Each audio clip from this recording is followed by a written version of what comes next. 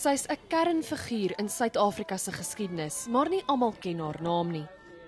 Verlede Augustus is 'n geestelike seremonie egter ter ere van Krotoa gehou by die Kasteel die Goeie Hoop in Kaapstad. En nou gaan haar naam dalk ook wêreldwyd opslaa maak met die bekendstelling van die gelyknamige fliek. Dis geskoei op die storie van 'n jong kooimeisie, maar 11 jaar oud toe sy deur Jan en Maria van Riebeeck in hulle huis in die Kaap opgeneem en as kinderoppasser begin werk het. Die Hollanders het haar Eva gedoop.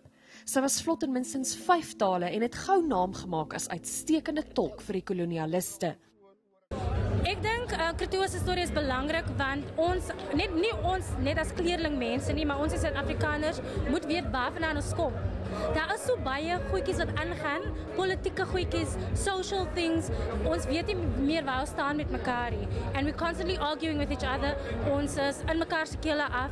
You know, if you're white and you don't agree with this government, you can say that, but you can't protest about it. As jy klering is, you're not black enough to be black and you're not white. No, we have that thing going on.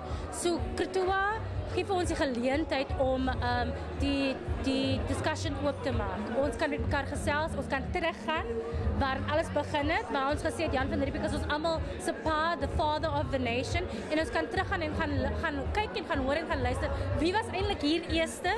Wat se tipe lewe het hulle gelei? Wat se tipe kultuur het hulle gehad? Boonop is Krotoa se huwelik met die Deense chirurg Pieter van Meerhof aangeteken as Suid-Afrika se eerste sogenaamde gemengde huwelik. Aktrise Crystal Donna Roberts sê dit was 'n eer om die rol te vertolk. Dis 'n gedeelte van ons land se geskiedenis wat mense nie baie aandag aan gee nie. Dis 'n gedeelte van ons land se geskiedenis wat mense onder die mat vee. En ek dink is hoogtyd dat hierdie gedeelte van ons geskiedenis vertel word.